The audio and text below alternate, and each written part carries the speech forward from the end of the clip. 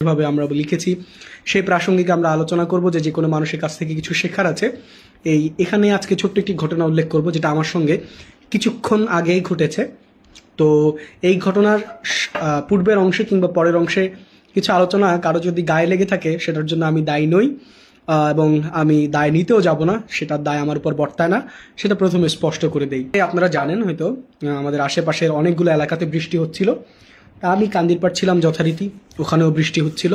আমার বেশ কিছু কাজ ছিল, সেগুলো শেষ করতে করতে প্রায় 10টার উপরে আমি যে গাড়িতে করে আসছিলাম, তো সেখানে এক ভদ্রলোক মুরব্বি করে ওনাকে আমি একটু জায়গা করে দিলাম, মানে ওনার বসার জায়গা হচ্ছিল না, তো আমি কোনো মতো একটু চিপাচিপি করে ওনাকে একটু বসার জায়গা করে দিলাম। তো আমার যেটা মনে হলো যে ভদ্রলোক মনে হয় এতে বেশ খুশি হয়েছেন যে আমি একজন তরুণ হিসাবে ওনাকে সম্মানটুকু করেছি। তো উনি যেহেতু মুরব্বি ছিলেন, তো উনি আমাকে আমার পুরো গা ভিজে গিয়েছে বা এরকম একটা অবস্থা দেখে উনি আমার প্রতি একটা টিস্যু এগিয়ে দিলেন। তো আমিও কৃতজ্ঞতা স্বরূপ ওনাকে ধন্যবাদ জানালাম, জানার চেষ্টা করলাম উনি কোথায় যাচ্ছেন, কিভাবে যাচ্ছেন। তো আলোচনায় উনি আমাকে বেশ কিছু কথা বললেন, পরামর্শ দিলেন। হ্যাঁ, তো সেগুলো প্রসঙ্গে আমরা একটু কথা বলবো। হ্যাঁ, তো কি পরামর্শ দিলেন, সেই ঘটনাটা কি, সেটা সাপেক্ষে আমরা একটু আলোচনা করি। তো ঘটনাটা উনি আমাকে বললেন যে মুসা আলাহিস সাল্লামের একটা কাহিনী বললেন। তো কাহিনীটা এরকম বললেন যে একবার মুসা আলাহিস সাল্লাম পাহাড়ে যাচ্ছিলেন, উনি সৃষ্টিকর্তার সঙ্গে কথা বলবেন। হ্যাঁ, বা আল্লাহ তাআলার সাথে উনি কথা বলবেন, উনি পাহাড়ে যাচ্ছিলেন। তো পাহাড়ে যাওয়ার সময়টাতে যেটা হলো, ওনার সঙ্গে এক ধনী লোকের সাক্ষাৎ হলো। তো ধনী লোক ওনাকে বললেন যে আপনি একটা কাজ করুন, আপনি যেহেতু আপনি আল্লাহর সঙ্গে কথা বলতে যাচ্ছেন, আপনি ওখানে গিয়ে বলবেন আল্লাহ তাআলা যেন আমার সম্পদ কমিয়ে দেয়। তো ঠিক আছে, উনি বললেন যে ঠিক আছে আমি বলবো। আরেকটু সামনে যাওয়ার পরে আরেকটা লোকের সঙ্গে দেখা হলো, সেই লোকটা গরিব। তো সেই গরিব লোকটা মুসা আলাইহিস সালামকে অনুরোধ করলো যে হে মুসা, আপনি তো আপনার সৃষ্টিকর্তার আল্লাহ তাআলা বেশ পছন্দের একজন, তা আপনি কি আমার জন্য দোয়া করবেন আল্লাহ তাআলা যেন আমার সম্পদকে বাড়িয়ে দেয়। তো মুসা আলাইহিস সালাম বললেন ঠিক আছে আমি করব। উনি পাহাড়ে গেলেন, পরবর্তীতে আল্লাহর সঙ্গে কথোপকথনে এক পর্যায়ে উনি বললেন যে মালিক, আমি আসার সময় একজন ধনী লোক আমাকে বলেছে তার সম্পদ যেন কমিয়ে দিন, আর আরেকজন গরিব লোক আমাকে বলেছে আপনি যেন তার সম্পদ বৃদ্ধি করে দিন। তখন আল্লাহ তাআলা বললেন তাকে যে লোকটি তোমাকে বলেছে সম্পদ বৃদ্ধি করে দিন, তাকে গিয়ে বলবে সে যেন বেশি বেশি শুকরিয়া আদায় করে তথাপি আল্লাহর প্রতি কৃতজ্ঞতা পোষণ করে। আর যেই লোকটি বলেছে সম্পদ কমিয়ে দেওয়ার জন্য, তাকে গিয়ে বলবে সে যেন তার সৃষ্টিকর্তার প্রতি শুকরিয়া জ্ঞাপন বা কৃতজ্ঞতা প্রদর্শনটা কমিয়ে দেয়। ঠিক আছে, অর্থাৎ যার সম্পদ দরকার তাকে বলেছে বেশি করে যেন শুকরিয়া আদায় করে, আর যার সম্পদ কমানো দরকার সে যেন কম শুকরিয়া আদায় করে। তো যথারীতি মুসা আলাইহিস সালাম গেলেন। তো ধনী লোককে বললেন যে ভাই, আপনি তো বলেছিলেন আপনার সম্পদ যেন কমে যায় সেই জন্য দোয়া করি, তা আমি এমন কথা বলেছি, আল্লাহ তাআলা বলেছেন আপনি যেন শুকরিয়া কম আদায় করেন। তখন ধনী লোক বলল যে ভাই, আমি শুকরিয়া কেন কম আদায় করব, আল্লাহ তাআলা আমাকে এত কিছু দিয়েছেন, আমি কেন শুকরিয়া আদায় করব না। তো তখন মুসা আলাইহিস সালাম বললেন তাহলে আল্লাহ তাআলা আপনাকে অবশ্যই এই সম্পদের উত্তর বৃদ্ধি বা এটার যে ক্রমবর্ধমান বিকাশ সেটা ঘটাতে থাকবেন। আর গরিব লোকের কাছে গিয়ে বলেন আল্লাহ তাআলা তোমাকে বলেছে ধনী হওয়ার জন্য বেশি বেশি শুকরিয়া জ্ঞাপন করো, কৃতজ্ঞতা প্রকাশ করো। তখন গরিব রেগে মেগে আগুন, হ্যাঁ এটা কি ধরনের কথা হলো, এমনি আমার কাছে কিছু নেই, হ্যাঁ আল্লাহ আমাকে এমনি কিছু দেয়নি, তার উপর তুমি আবার বলছো যে আল্লাহর কাছে শুকরিয়া জ্ঞাপন করতে, এটা কেমন কথা। ওই গরিব লোক রেগে মেগে এই কথা বললো, ওই সাথে সাথে ওই গরিব লোকের গায়ে যে অবশিষ্ট একটি জামা ছিল বাতাসে সেই জামাটিও উড়ে গেল। এখন ভদ্রলোক, ওই মুরব্বী, এটা আমি বলছি না, ওই মুরব্বী যিনি ভদ্রলোক, উনি গাড়িতে আসতে আসতে আমাকে এই ঘটনাটা বলতে থাকলেন। তা আমি খুব একদম চমৎকারভাবে ওনার ঘটনা শুনছিলাম। উনি ওই যে আপনার সূরা রহমান থেকে একটা আয়াতের তর্জমা করলেন আমার সামনে এবং বললেন যে আল্লাহ তাআলা ওই যে যেখানে বলেছিলেন ফাবি আইয়ি আলাই রাব্বিকুমা তুকাজ্জিবান, যে তোমরা তোমাদের রবের কোন নিয়ামতকে অস্বীকার করবে। এভাবে অনেক চমৎকার কথা বলছেন। এবং উনি একটা কথা এরকম আমাকে বললেন যে মানে উনি ওনার ভাষায় বলছিলেন নাকি, আমি আপনাদেরকে আমার ভাষায় বলছি। তো উনি বলছিলেন আমাদের এই যে চোখ, এই যে কোঠরটা, এটা একটা ফ্লুইডের উপরে ভেসে থাকে, একটা পানির উপরে আল্লাহ তাআলা এইভাবে সিস্টেম করেছেন। এই ক্ষেত্রে কারো যদি ফ্লুইড কমে যায় একটা ড্রপ পাওয়া যায় নাকি, উনি শুনেছেন কারো কাছ থেকে এই ড্রপটার দাম 2 লক্ষ টাকা প্রতি মাসে একটা লাগে। তো এভাবে বেশ চমৎকার কিছু আলোচনা উনি আমার সঙ্গে করতে থাকলেন। আমি শুনতে শুনতে প্রায় বাসায় এসে পৌঁছলাম। এখন এটা আমি কেন বললাম এটা একটু বলি। দেখেন, তো আলহামদুলিল্লাহ আমার এটা আমার বিশ্বাস, আপনি ক্যাপশন দেখেছেন হয়তো আমি যেটা লিখেছি যে কোনো মানুষ থেকেই কিছু শেখার আছে, এটা আমার বিশ্বাস। তো আমি একবার এখন থেকে প্রায় 5-6 মাস আগের একটা ঘটনা, তো ঢাকা মেডিকেলে আমার এক আত্মীয়ের ওনার চিকিৎসার সমস্যা ছিল, তো আমি সেখানে এটা সমাধান করতে গিয়েছিলাম। তো ঢাকা মেডিকেলে আমার বেশ কিছু বড় ভাই আছেন, ইভেন এখন যিনি ইন্টার্ন প্রেসিডেন্ট ঢাকা মেডিকেল কলেজের, উনি আমার খুব স্নেহের পছন্দের খুব ক্লোজ বড় ভাই। তো সেই সুবাদে আমি ওনাদেরকে সহযোগিতা করতে গিয়েছিলাম। তো দুপুরবেলা আমি রাস্তার পাশে, ওই যে ঢাকা মেডিকেল থেকে বের হলে আপনি দেখবেন সদর রাস্তার পাশে কিছু বসার জায়গা আছে, সেখানে রিক্সাওয়ালারা ভ্যানওয়ালারা বসে ভাত খায়। তা আমি ওনাদের সঙ্গে এরকম বসলাম, বসে ওখানে ভাত টাত খেলাম, গল্প টল্প করলাম। তো এটা ছোট্ট একটা ক্লিপ হচ্ছে আমি ফেসবুকে দিয়েছিলাম। তো দেওয়ার পরে আমাকে বেশ কিছু লোকজন কমেন্টে খুব কম সমালোচনা ছিল। তা আমার যারা একদম একদম কাছের পরিচিত তারা কেউ কেউ আমাকে বললেন, এটা কেমন কথা হইলো মিয়া, তুমি হচ্ছে রিক্সাওয়ালার সাথে গিয়ে রাস্তায় বসে ভাত খেয়ে আবার এটা ফেসবুকেও দিলা, এটাতে বড়ত্বের কি হলো? তো আমি ওই দিন ওই প্রসঙ্গে আর কখনো কথা বলিনি, কিন্তু আজকের এই ঘটনার সাপেক্ষে একটু কথাটা বলে ফেলি। এটা হচ্ছে যে দেখুন, আমি ওই বুর্জোয়া তথাকথিত প্রগতিশীল আভিজাত্যের দাবিদার যে মানুষজন, আমি তাদের অন্তর্ভুক্ত নই যারা সামাজিকতার নামে, মানবিকতার পরিচয় কিংবা চর্চার নামে নিজেকে আলাদা একটা শ্রেণীর অন্তর্ভুক্ত করতে চায়। তো এই জন্যই আমি লিখেছি, আমার বিশ্বাস যে কোনো মানুষের কাছ থেকে কিছু শেখার আছে।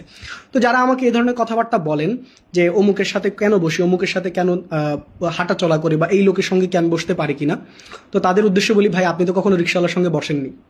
আপনি যদি তার সঙ্গে বসে কথা বলতেন তাহলে আপনি বুঝতে পারতেন তার কাছ থেকে শেখার কি আছে। আপনি শ্রমিকের সঙ্গে কখনো রাস্তার ধারে বসে ভাত খাননি, তাহলে আপনি কিভাবে বুঝবেন যে ওই লোকের কাছ থেকে আসলে নেয়ার কি আছে? আপনি কৃষকের ধানি জমিতে কর্দমাক্ত গায়ে কখনো বসে তার সঙ্গে আলাপ করার চেষ্টা করেননি যে সে এই পরিশ্রম করে কিভাবে সেই ধানটুকু মারিয়ে নিজের বাড়ির উঠোন পর্যন্ত নিয়ে আসে? তাহলে আপনি কিভাবে বলতে পারবেন যে তৃণমূলের মানুষের সঙ্গে মিশার মজা কি? তো আমার যেটা বিশ্বাস, তো আমার ইউনিভার্সিটির একজন শিক্ষক বাইরের দেশের, তো উনি আমাদেরকে হচ্ছে একবার একটা কথা বলেছিলেন যে পৃথিবীতে ওই জায়গা থেকেই মূলত আমার এই বিশ্বাসটা তৈরি হয়েছিল, যে উনি বলেছিলেন যে তুমি ভাবতে পারো একটা লোক সে খুব সাদামাটা সাধারণ, তুমি খুব প্রগতিশীল বা তুমি খুব জ্ঞানী মানুষ, কিন্তু এটা যদি তুমি ভাবো তাহলে তোমার উত্তর সাফল্যের যে সম্ভাবনা সিঁড়ি, সেটা সংকুচিত হয়ে যাবে। আর এটা বৃদ্ধি করার জন্য যদি তুমি চেষ্টা করো, তবে তোমাকে ওই ধরনের চিন্তার অধিকারী হতে হবে যে যেখান থেকে ভালো কিছু শেখা যায় সেখান থেকেই শেখা। তো সেই জায়গা থেকে আমার বিশ্বাস, আর তাছাড়া আমার এটা ভালো লাগে, যে কোনো শ্রেণী পেশার মানুষের সাথে মিশতে আমার ভালো লাগে। আমি রিক্সাওয়ালার সাথে মিশতে পছন্দ করি, ভালোবাসি। শ্রমিকের সাথে মিশতে পছন্দ করতে ভালোবাসি, কারণ ওরা আমাকে যেই কাহিনী বলে, ওরা আমাকে যেই গল্প বলে, ওরা আমাকে যেই ঘটনা বলে, সেটা হৃদয়ের কলুষতা মুক্ত, পাপ পঙ্কিলতা মুক্ত, সত্য, স্বাভাবিক, প্রাণ চঞ্চল একটি ঘটনা। কিন্তু তথাকথিত এই যে ভদ্রলোক কিংবা ভালোবাসার মুখোশ আড়ালে কিংবা ভালোবাসার মুখোশ পরিধান করে যারা হচ্ছে বিভিন্ন ধরনের প্রগতিশীলতার কথা বলে, তাদের মধ্যে অনেকের অন্তরেই কিন্তু বিভিন্ন রকম গল্প থাকে, বিভিন্ন রকম আলোচনা থাকে, সেটা বাহ্যিক দৃষ্টিকোণ থেকে দেখে বোঝা যায় না। তো যারা হচ্ছে আমার এই বিষয়গুলো নিয়ে সমালোচনা করেন যে অমুকের সঙ্গে কেন মিশি, বা এই লোকের সাথে আমার কি, আমি কোথায় সে কোথায়, তো তাদের উদ্দেশ্যে বলতে চাই যে আপনি মিশে দেখেন, হ্যাঁ, তো তৃণমূল মানুষের সঙ্গে মিশে দেখেন, খেয়ে দেখেন, তাহলে আপনি বুঝতে পারবেন যে আসলে এক একটা জায়গার সৌন্দর্য কেমন, এক একটা জায়গার সৃজনশীলতা কেমন, এক একটা জীবনধারার বৈচিত্র্য এবং চ্যালেঞ্জগুলো কেমন। তো আলহামদুলিল্লাহ, আমি এটার জন্য আমি গর্ববোধ করি যে আমি রিক্সাওয়ালার সঙ্গে মিশতে পারি, শ্রমিকের সঙ্গে মিশতে পারি, আমি রাস্তায়ও ঘুমাতে পারি, আমি বিল্ডিংয়েও ঘুমাতে পারি, আমি টিনের ঘরেও ঘুমাতে পারি। আলহামদুলিল্লাহ, আমি এটার জন্য আল্লাহ তাআলার শুকরিয়া জ্ঞাপন করি, এবং আমি আমার কাজ যেভাবে করেছি, যেভাবে করছি, ইনশাল্লাহ ভবিষ্যতেও করব। তো এটাই যে আপনি দেখেন, এই যে আজকে যেই মুরব্বী, তো উনি আমার সঙ্গে যেভাবে কথা বলছেন, সাধারণত হয়তো মানে সাধারণ দৃষ্টিকোণ থেকে হয়তো অন্য কেউ হলে, বা আমি যদি খুব ওই চিন্তা থেকে ভাবতাম যে উনি আমাকে কি বলবেন, তাহলে আমার এই চমৎকার ঘটনা কখনো শোনাই হতো না, আমি ওনার কাছ থেকে এই জিনিসটা শিখতেই পারতাম না। এই যে আজকে এই মুরব্বী লোক থেকে আমি শিখে আসলাম যে আপনার যদি সম্পদ বৃদ্ধির প্রয়োজন হয়, আপনার যদি নিজের অবস্থানকে আরও বেশি উন্নত পর্যায়ে আপনি নিয়ে যেতে চান, তাহলে আপনার উচিত হচ্ছে বেশি বেশি আল্লাহ তাআলার শুকরিয়া জ্ঞাপন করা। এবং এটা উনি আমাকে চমৎকার একটা ঘটনার উদাহরণ দিয়ে বললেন। এখন এই ভদ্রলোকের সাথে যদি আমি না বসতাম, ওনাকে যদি একটু জায়গা করে না দিতাম, সম্মান প্রদর্শন না করতাম, তাহলে আজকের এই ঘটনা আমার শিখাই হতো না। তো এই জন্য আমার যেটা বিশ্বাস, সেটা হচ্ছে আমাদের এই সমাজের যে কোনো মানুষের সাথেই আমাদের মিশতে পারা উচিত, এবং সবার প্রতি সবার শ্রদ্ধা থাকা উচিত। আপনি উপরে একজন নিচে তাই বলে আপনি তাকে অবজ্ঞা করবেন, সেটা কিন্তু হয় না। ওই যে প্রমোদ চৌধুরী একটি প্রবন্ধ লিখেছিলেন, সেখানে তিনি একটা কথা বলেছেন চমৎকার, বই পড়া প্রবন্ধটার নাম। উনি বলেছিলেন যে আপনি যে মানুষ হিসেবে নিজেকে পরিচয় দিতে হলে আপনাকে একটা দোতলা ঘর চিনতে হবে। এই দোতলা ঘরের যদি আপনি উপরের তলায় যেতে পারেন, তখন আপনি পরিপূর্ণ মানুষ। আর ওই দোতলা ঘরের নিচতলায় থাকে আপনার যাবতীয় জৈবিক প্রয়োজন, টাকা পয়সা, গাড়ি বাড়ি, সম্পর্ক, এগুলো। আর দ্বিতীয় যেই তলা, যেখানে উঠতে পারলে আপনি মানুষের কাতারে পড়বেন, সেটা হচ্ছে মনুষ্যত্ব, অর্থাৎ সেই দ্বিতীয় তলায় মনুষ্যত্বের জায়গা যদি আপনি পৌঁছতে পারেন, তখন আপনি একজন পূর্ণাঙ্গ মানুষ নিজেকে দাবি করতে পারেন। আর সেই মনুষ্যত্বে যাওয়ার জায়গা কি, মানে মনুষ্যত্ব, ওই যে দোতলার ঘরে উঠবেন, সেই দোতলার ঘরে ওঠার সিঁড়ি হচ্ছে জ্ঞান অর্জন করা। তো এই জ্ঞান অর্জন আপনি কিভাবে করতে পারেন? এই যে বললাম, আপনি যদি ধারণা করেন আপনি অনার্স মাস্টার্স পাশ করেছেন, হ্যাঁ আপনি বিশ্ববিদ্যালয় থেকে পাশ করেছেন, মানে আপনি পৃথিবীর সমস্ত জ্ঞান কেন্দ্রীভূত করে বসে আছেন, এটা নিতান্তই বোকামি। তো এটা আলহামদুলিল্লাহ আমি এটাই বিশ্বাস করি, যেভাবে আমার উস্তাদরা, শিক্ষকরা আমাকে বলেছেন যে পৃথিবীর যে কোনো মানুষের কাছ থেকেই আমরা শিখতে পারি, হ্যাঁ ভালো শিক্ষাগুলো আমরা দিতে পারি। তো এটাই আমার বিশ্বাস। এই বিশ্বাস ইনশাল্লাহ আমার সবসময় থাকবে। তো বাকি আমি ওই ভদ্রলোক আঙ্কেল, যিনি আজকের এই চমৎকার ঘটনা, আঙ্কেল বলার ঠিক না, উনি দাদাই হবেন, অনেক মুরব্বী, তো যিনি আজকে এই চমৎকার ঘটনা আমাকে শুনিয়েছেন, আমি ওনার জন্য দোয়া করি আল্লাহ তাআলা এই ভদ্রলোককে দীর্ঘজীবী করুক এবং ওনার জীবনের সকল সমস্যার সমাধান করে দিক। এবং আমি দোয়া করি পৃথিবীর প্রতিটা মানুষ যেন সুখে শান্তিতে ভালো থাকে।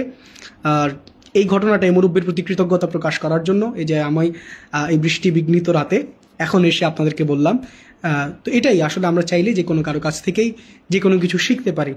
ধন্যবাদ সবাইকে, ভালো থাকুন, সুস্থ থাকুন। আপনাদের জন্য সবসময় দোয়া, আমার জন্য দোয়া করবেন। বেশ কিছুদিন যাবৎ কিছুটা অসুস্থতায় ভুগছি, তো দোয়া করবেন ইনশাল্লাহ। দোয়া করলে ইনশাল্লাহ সব কিছুই আমাদের জন্য ইনশাল্লাহ সহজ হয়ে যাবে। তো জি, যারা যারা আমাদেরকে কমেন্ট করেছেন, জানিয়েছেন, আলহামদুলিল্লাহ আপনাদের সবাইকে ধন্যবাদ। আমরা আনিস ভাই লিখেছেন, ছোট ভাই জাবের লিখেছে, সুফেন ভাইয়া লিখেছেন, হাসানুজ্জামান ভাই লিখেছেন, সবর ভাই লিখেছেন, আরও অনেকে আলহামদুলিল্লাহ। জি, আপনাদের সবার প্রতি কৃতজ্ঞতা রইল এত কষ্ট করে দেখার জন্য। আপনাদের প্রতি আমার অনেক দোয়া, অনেক ভালোবাসা। আমি হয়তো সবাইকে গিয়ে বলতে পারি না, কিন্তু আলহামদুলিল্লাহ আমি আপনাদের সবার যখনই দোয়া করি, আপনাদের সবার জন্য একদম দোয়া করি। যখনই ভালোবাসার কথা আল্লাহর কাছে চিন্তা করি, সবার কথাই চিন্তা করি। আশা করছি আপনাদের দোয়াতেও আমাকে অবশ্যই অংশীদার করবেন এবং অংশীদার হিসেবে রাখবেন। ভালো থাকুন, সুস্থ থাকুন। আল্লাহ তাআলা আপনাদের সবাইকে ভালো রাখুক। আসসালামু আলাইকুম।